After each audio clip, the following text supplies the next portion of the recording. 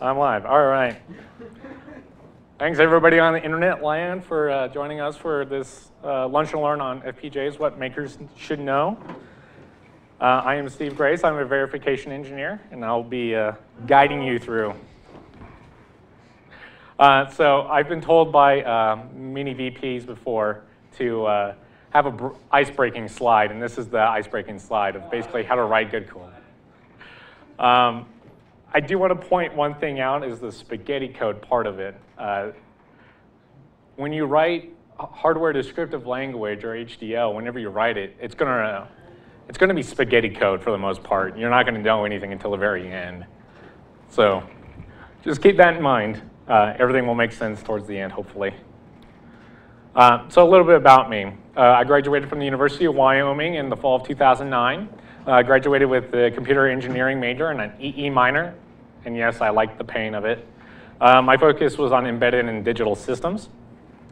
My first job was working at Mushkin Enhanced Memory. It's pronounced Mushkin, not Mushkin or anything like that. I worked there for 1.5 years. I was a production design engineer. I ran the test lab, and I overclocked memory, and I also had created a few performance memory products that are still sold today, which is pretty cool. My second job is I work for Xilinx in Colorado. I've been working there for 2.5 years, and it's counting. I'm not bored yet. I'm what they call a design solutions verification engineer. Basically, I test the software to make sure everything is working appropriately. So I break things, and I have to know the FPGA development flow really well in order to do it. My main project is working on the Vivado Design Suite, which is brand new. It's only for 7 series and UltraScale going forward. And I also do some other NDA work for Xilinx. So as a disclaimer, I don't speak for my company. If I did, I'd be at trade shows and having a lot of fun traveling. This is out of my own experience and how I've learned and done things for the past 5 years. I do speak fast, and when I do speak fast, I tend to slur words. So if I speak too fast, let me know. And people viewing the live stream, I'm sorry. I can't really read your feedback right now. I'm waiting for somebody to grab those comments and questions later on. I also speak at a very high level. So if I speak about something that's a little too high and you want me to bring it down to a more layman's terms, just let me know and I'll try my hardest to do that. My goal is to make sure everybody understands the topic. If I blow some minds, that's a bonus. So I am an advocate of open source hardware, and don't quote me on things. This is from my experience.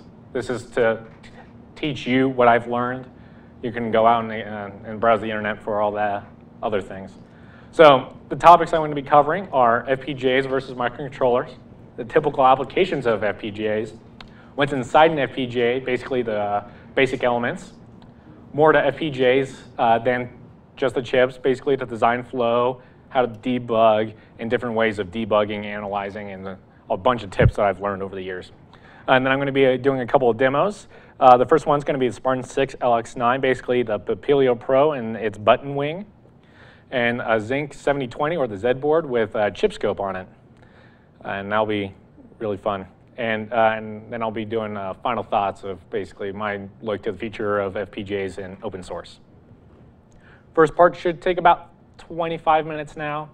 I'll probably drop it down to about 20 minutes. That way I can spend more time on demos, which should take up the rest of the time.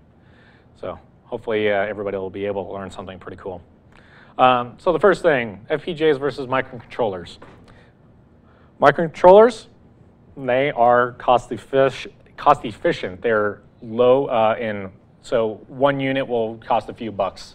Large units, they'll cost, pennies on the dollar. Microcontrollers have defined hardware. This does include the flash on the chip. So when I mean defined, I mean it's not going to change. There's lots and lots of flavors. When I was doing my senior design project in college, I was looking for a microcontroller to use, and I ended up looking at about 250 variations of the same microcontroller to look and see what I can use out of it. So there's a lot. Most microcontrollers are used in fairly simple designs and products. The more advanced ones tend to be CPUs or ARM cores, just because they need that processing power and a lot of features that it offers. And most of the time, they're limited to one clock. A few of them have a few clocks, but generally, you have one clock. FPGAs, field programmable gate arrays. The cost is high and low unit counts, but once you get above 1,000, they become pretty reasonable. Last time I checked, the Zinc 7020 is about $55 for one chip, which is actually pretty reasonable for an FPGA. Pseudo-defined hardware doesn't include flash memory, but there are a lot of defined blocks on there, but your design really defines much more.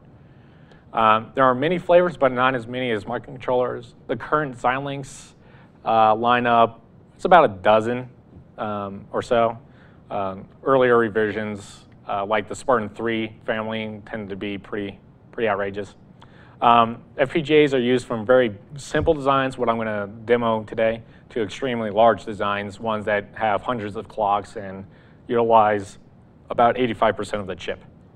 And you can have as many clocks as possible. I've seen one design take 250 clocks. So you never know. So let's look at the block diagram. As you can see here, the block diagram is of the Mega 325. You got pretty defined stuff, watchdogs, ALU, IO, things like that. And the FPGA, you got CLBs, or configurable logic blocks, switch matrix, and basically just arrows going everywhere, which tells you that it's pretty large. Yes, in the back. I don't understand example of it, but when you said the FPGAs can, like you saw one that had 250 blocks, you mean like just on one FPGA? On one, yes. So the question that was posed was the clocks on the chip itself. I have seen a design have 250 clocks in one design. Yes. So the FPGA, I don't really call this a block diagram. It doesn't really tell us much about it. It's not the entire chip. This is a fraction of the chip. For the Spartan 6 LX9, there's thousands more of these little sections of there, plus additional units, hardware. So what's inside the FPGA? Basically, you have the slice, which is the configurable logic unit. You got flip-flops or registers, lookup tables or LUTs, and you have carry chain logic and routing logic inside of them. You have digital signal processing blocks, or DSPs, right here. You also have things called block RAM or block memory. It's just like RAM that you can actually program. And that's right here. And then you also have a thing called a DCM, or a digital clock manager. Basically, you can give it a clock, and then you can have 8 output clocks from it at any phase, at any frequency that you need. And there's also things like gigabit transceivers, which are used for high-speed connectivity, sort of like Ethernet, gigabit Ethernet, or cellular transmissions and things like that. So what are the typical applications for FPGAs? Well, we got DSPs for digital filters and linear algebra equations.